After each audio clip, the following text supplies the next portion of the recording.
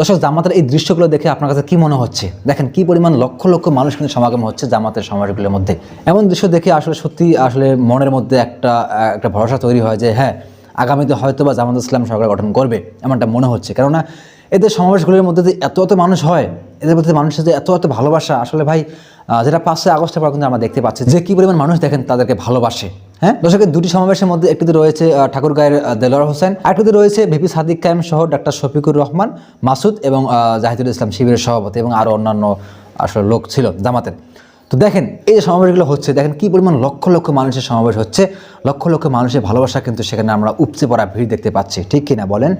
তো এতে মনে হচ্ছে যে হ্যাঁ, আগামীতে হয়তো বা জামাত ইসলাম সরকার গঠন করবেন, এটা কিন্তু এই দৃশ্যগুলো দেখে কিন্তু মনে হচ্ছে। এবং আপনারা খেয়াল করবেন, দেখবেন যে বর্তমান সময় জামাতের প্রতি যে মানুষের ভালোবাসা, মানুষের টান, এটা কিন্তু আসলে মানে অনেকটা, মানে আসলে আগের তুলনায় মনে হয় শতগুণ আসলে বৃদ্ধি পাইছে, ঠিক না? তবে আমার মনে হয় এই দৃশ্যগুলো দেখে হয়তো বা এক পক্ষ একটু মন খারাপ করবে, এক পক্ষ হয়তো বা একটু ভয়ভীতি কাজ করতে পারে তার। কেননা তারা এত একটা স্বয়ংসম্পন্ন দল, যখন তারা দেখা যায় এমন এমন দৃশ্য হচ্ছে জামাত ইসলামের সমাবেশগুলোর মধ্যে, তাদের মনে একটু ভয় বা একটা সংশয় থাকাটা আসলে স্বাভাবিক, অস্বাভাবিক কিছু না।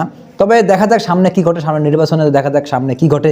আদৌ জামাত ইসলাম আসলে সে পরিমাণ সরকার গঠন করতে পারে কিনা, বা বিএনপি সরকার গঠন করেন কিনা, বা অন্যান্য দল আসলে তারা কি করতে পারে, এটা সম্পূর্ণ আসলে ভোটের পর, এটাকে কিন্তু কিছুই বলা যাচ্ছে না। তবে এই দৃশ্যগুলো আসলে দেখে যা মনে হচ্ছে, হয়তো বা আগামীতে জামাত ইসলাম আসলে সরকার গঠন করবে, বা জামাত ইসলাম হয়তো বা পার্লামেন্টে যাবেন, এটা এমনটা মনে হচ্ছে। আর জামাত ইসলামকে মানুষ ভালোবাসবেই না কেন? কেন ভালোবাসবে না? তাদের ভালো না বাসার কারণটাই বা কি? তারা সবসময় কোরআন সুন্নাহর কথা বলে, তারা সবসময় ইসলামের দ্বীনের কথা বলে, কিভাবে রাষ্ট্রকে ইসলামের আওতায় চলাফেরা করতে হবে, কিভাবে ইসলামিক রাষ্ট্র আসলে তৈরি করা যায়, তারা সবসময় কিন্তু এই বিষয়ে কাজ করে, বা এই বিষয়ে তারা কিন্তু কথা বলে থাকে। সুতরাং দেখা যাক আসলে সামনে কি ঘটে। আসলে জামাত ইসলাম যে এই যে সমাবেশগুলো হচ্ছে, মানুষের লক্ষ লক্ষ মানুষের ভালোবাসা উপচে পড়া ভিড় আমরা দেখতে পাচ্ছি, তো তাতে মনে হচ্ছে যে হয়তো বা আগামীতে জামাত ইসলাম আসলে সামনে সরকার গঠন করবেন। তো দেখা যাক সামনে কি ঘটে বা সামনে কি ঘটতে চলেছে, আসলে সবকিছু ভোটের পর আমরা কিন্তু বুঝতে পারবো, তার আগে কিন্তু কিছু বলা যাচ্ছে না।